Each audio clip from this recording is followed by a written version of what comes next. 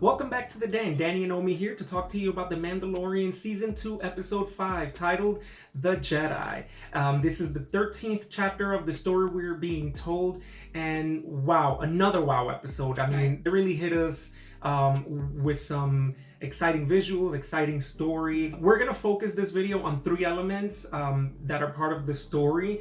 You know, straight off the bat, they hit us with Ahsoka Tano. We got the live-action version of Ahsoka in The Mandalorian. This is something we've been waiting for. Right. And what were your thoughts? Oh my God, it was so amazing.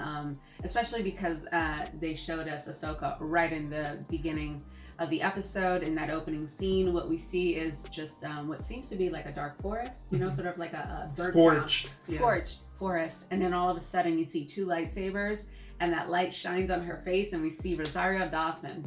Oh my goodness, that was so good because again, another fan service. Yes. And it was just so great to see this character come to life. Right away, she started kicking butt. Yeah. And it was just, you know, they hooked us in. It was so good. I'm glad they didn't make us wait. Right. You know, we got this introduction to the character. Right. The casting was awesome. I mean, to cast Rosario Dawson was great. You know, looking at Ahsoka Tano, the animated version of her, she does have some resemblance to Rosario. They did really good with the makeup. They did. You know the prosthetics. Sort of like orange tint. Ahsoka's looking for something. She wants something.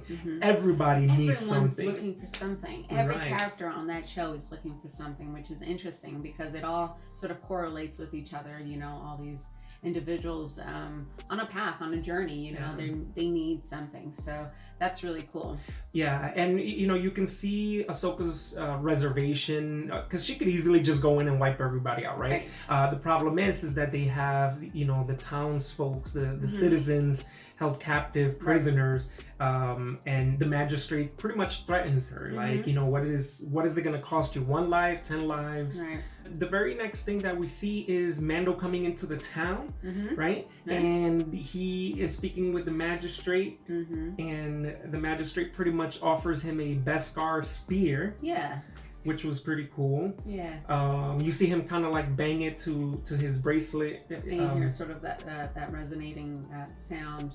It's really cool. It's sort of like that ping. Yeah. Kind of, really, really cool. And well, she pretty much offers him the spear to hunt down the Jedi. Right. Which is interesting because people are always hiring him. I mean, he's a bounty hunter. Right. But yeah, I don't know if you noticed, but he actually didn't agree fully. Right.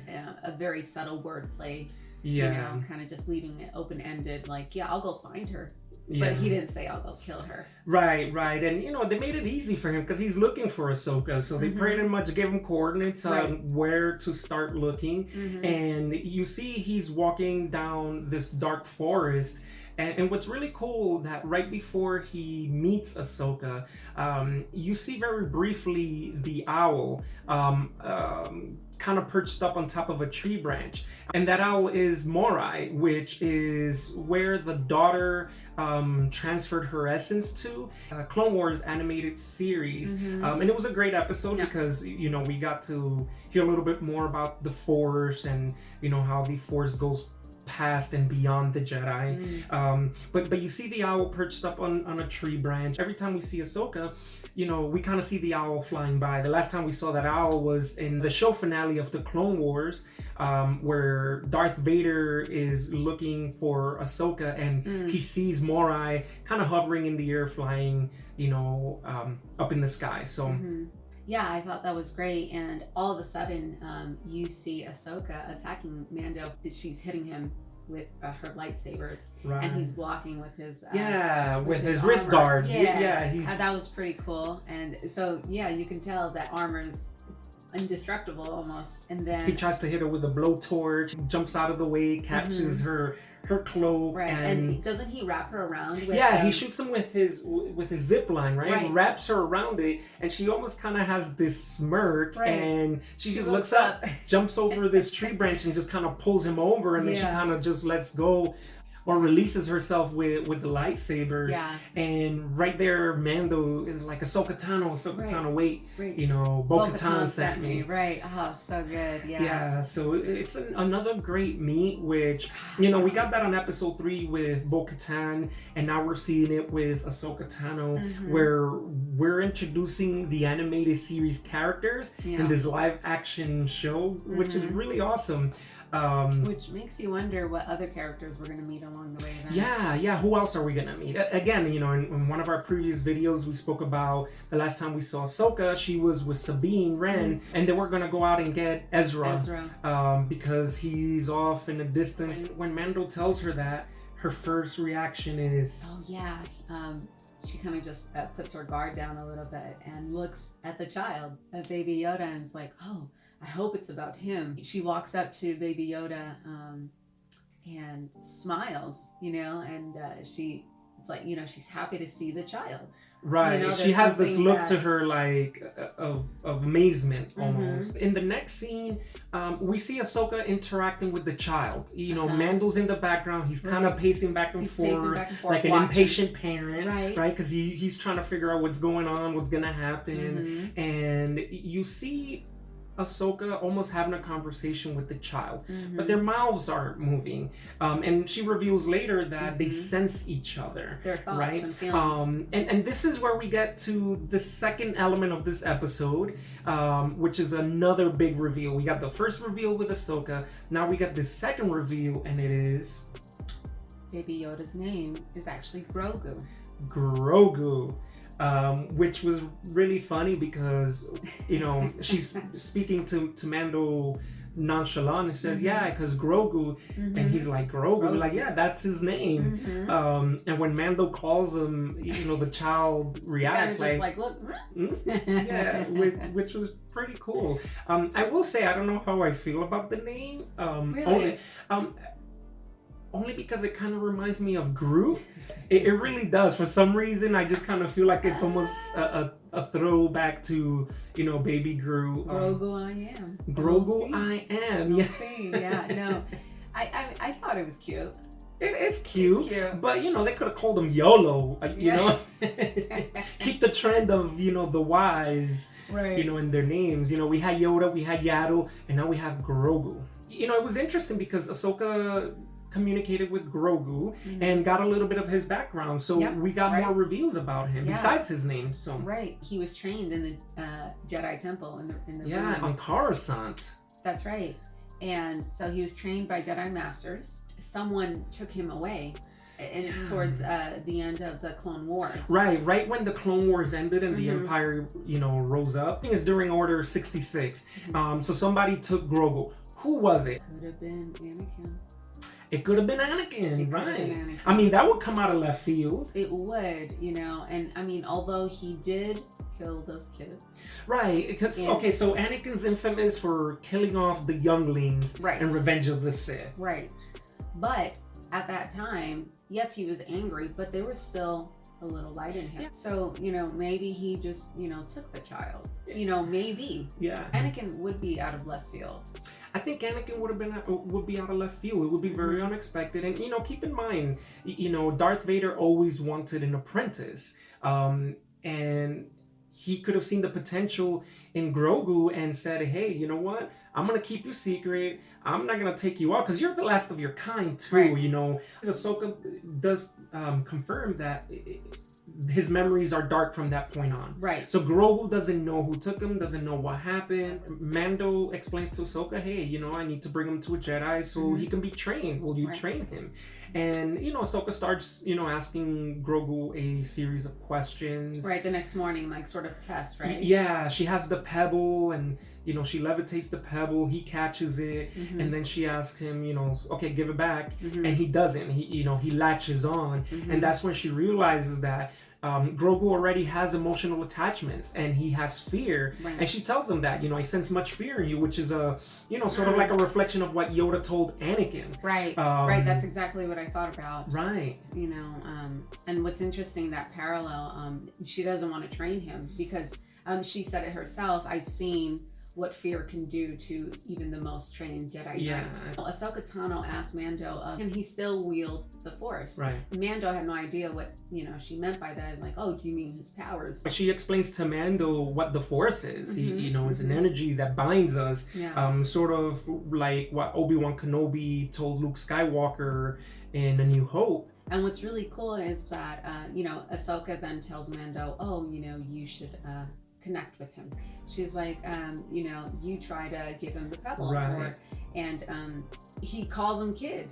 Yeah. And she immediately says, Grogu, right in his ear, to sort of remind not only him, but us, this is Baby Yoda's name. It's Grogu. Right. Grogu, take the stone. And he doesn't really budge. And Ahsoka's immediately like, you have to connect with him. So he drops a pebble and he takes out the knob that Baby Yoda has always been playing with since the beginning of the series. And, Grogu, take the knob. Do you want this? Yeah. And Grogu immediately, brings it to him. He pulls it over with the really Force. fast, faster than he did the pebble. And Mando, I don't know if you noticed, he got really excited. Yeah. I knew you can do it. He was so proud. He was so proud. And that's when she tells him, I can't train him. He's emotionally attached. And Mando pretty much tells Ahsoka, oh, the magistrate hired me to kill you. And, and so they make a trade-off, really. Right. Ahsoka has this look when he says that. There's one point where he says, a Jedi and a Mandalorian, they won't even see it coming because they've already strategized the plan. Ahsoka's concern are the citizens. She doesn't want to see anyone hurt. And then we see Ahsoka Tano sort of force running into the fortress, which was so cool. She jumps on top, right, where the bell is, the gong. Yes. And she starts kicking butt. At one point, she slices the gong. And there happens to be, I think, there was a soldier right in front of it. So she cut right through the guy. So cool. What I really loved about seeing the action sequence with her is just, it's reminiscent of the cartoons. Like, she kicks butt exactly the way she did. And we see her just sort of go through the town. She meets the magistrate. She encounters the magistrate. And drops Mando's sort of shoulder armor. The Beskar shoulder piece. Yeah, and tells her, oh, your bounty hunter failed. So the magistrate is surrounded by her droids, some soldiers, and this hired gun named Lang. Right. And he's played by Michael Biehn. Ahsoka goes off, and the soldiers and everybody's after her, right? And she's pretty much just kind of running away. But at that moment, that served as a distraction, because right after everybody went off chasing her, then comes flying in Mando. The first thing Mando does is he tries to free the prisoners, but he has to shoot down Right. He takes out a couple of dudes. That's right. Very Western-like. That's right. They free the prisoners that were there. Lang comes in and he's like, oh, so, you sided with the Jedi, right? Jedi, right. And he's like, it looks that way. Ahsoka's just out there, she's taking out the droids, she's taking out these dudes. There's that one scene where she pulls out the two lightsabers. Man. They also stay true to her poise, like the way she would sort of stand when she, fought. Yes. And I really appreciated that. Yeah. So I like that they got that. Lang pretty much told them, well, let's see whose side wins. Right. And they're just kind of listening to the battle, right? And the magistrate is fighting with the Beskar spear. Yeah, she has the Beskar spear, so she's able to deflect the lightsaber attacks from Ahsoka. Very reminiscent of those old school samurai movies. Yeah. And you saw those samurai elements. Inside the fortress, and sort of like what looked to be a temple, right? Right. It wasn't like the prequel trilogy where it was these extravagant lightsaber scenes. It was more like the original trilogy when Darth Vader is fighting Obi-Wan Kenobi. They kind of fought the same way. It was very methodical. It was very calculated. Yeah, it was so cool to just see Ahsoka, kicking butt in her side, and then Mando kind of waiting for his moment. Exactly, because he was patient, He was patient, right? He was calculated in his own ways. The magistrate was holding her, her own. She was. And she even knocked one of the lightsabers off. When the spear hit the ground, right? Back with Mando and Lang, they heard it. Right. And Lang was like, "Oh, I guess we know who won." He was ready to give up or right. He was surrender. putting his laser shotgun down. Right, he was ready to surrender, but then he takes out a pistol and tries to shoot Mando. Yeah. But Mando, of course, got to him first. Got the quick draw. Right. Another Western moment, right? Yeah. So it that was great. Cool. But then, the final element to this episode that just really took it to this next level was when Ahsoka defeated the Magistrate. She asked her, "Where's your master? Where is Grand Admiral Thrawn?" Grand Admiral Thrawn. Another character that we see in the cartoons. Right, we've seen him in the Rebels animated series. He's originally from the Timothy Zahn Thrawn trilogy. He was a very calculated bad guy. Yeah. Right. In the Thrawn trilogy, it was a few years after the Empire fell. He was running a remnant cell of the Empire. He pretty much took over, and he was a huge threat. So, once Disney bought Star Wars, that all became legend, so it wasn't canon. But Dave Filoni introduced Thrawn into the Rebels series. Didn't Dave Filoni direct this episode? Yeah, Dave Filoni directed this episode, which was great, which was fitting, right? It made sense that he was the one who directed this episode, introduced Ahsoka in live action. And then after the duel, we see Ahsoka give Mando the Beskar spear. Yeah. And he didn't want it at first. That's right. She pretty much says, well, this belongs to a Mandalorian. Right. So that was really cool. That was a really cool scene and interaction, sort of honoring each other's role. Yeah, so that was really cool. And then Ahsoka Tano asks Mando, so where's your little friend? Mando heads back to the ship to sort of say his goodbyes.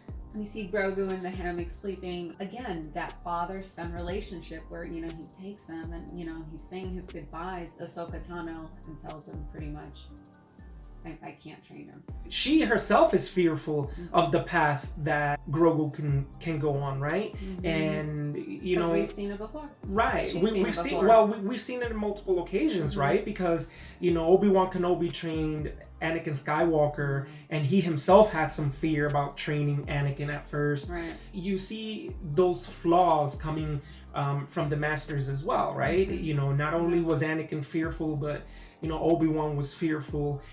Same thing with Ahsoka and Grogu. Grogu was fearful, and she was fearful as well. And I think the best thing she could have done was say no. Yeah. She does give them one more piece of information. Right, another option. She says, you need to go to the planet Tython. There you will find an ancient ruined temple, right? Yeah. Something like that. She's pretty much putting it on Grogu to choose his path. And if Grogu reaches out with the Force, it might attract the attention of a Jedi who can potentially come in and train him. Right. If he refuses, then nothing happens and he can just go off with Mando. Which means that we might meet another Jedi. What other Jedi can we meet? Could it potentially be Ezra, who, again, cool. The last time we saw him was on Rebels, and we saw him with Grand Admiral Thrawn. That's right. And Thrawn was mentioned in this episode. It looks like we can potentially see these characters again. I mean, we saw Ahsoka. They mentioned Thrawn. Ezra was connected to them. So, I mean, and why wouldn't that make sense, right? Yes. So I think that would be so cool. And probably Dave Filoni will direct that episode. Right. Probably. Another alternative choice would be Luke Skywalker. They de-aged him in Rise of Skywalker, and they do that in the Marvel movies all the time. So why not? It would be really intriguing to see Luke interact with Ahsoka Tano, because we know they're both around. They can come up with a whole new character. When Ahsoka leaves, she looks at Grogu and smiles again, Yeah. You sense that connection, even without any words, without really speaking to each other. They're Force sensitive. And so you see that connection there. Very good episode. What did you think overall? I enjoyed it more the second time I watched it. The first time I watched it, it was just kind of me understanding what's going on with the story. There was a lot of information.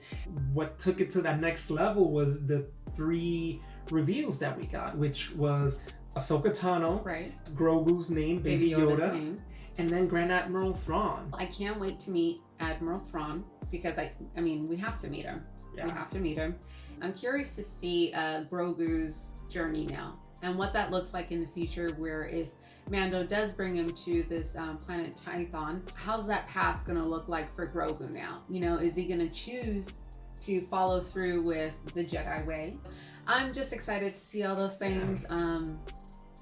It's going to be great. It's such a good show. I don't think it can let down. I'm interested to see if Baby Yoda's going to get pulled in two different directions. The Mandalorian way, the Jedi way. Or both, right? Or both, That'd a cool. combination of both. That would be really awesome. So, I really like how this episode moved the story along, the overall plot along. Right. It got us excited. Right. We're looking ahead to the future with hope and enthusiasm, and the show can only get better. So I'm really looking forward to what comes next. But they did Ahsoka justice, which was awesome. Grogu, enough said. And Grand Admiral Thrawn. So what did you think about this episode? Leave a comment below. If you're interested in keeping up to date with our content, hit the subscribe button and hit the notifications bell. And until next time, that's a wrap.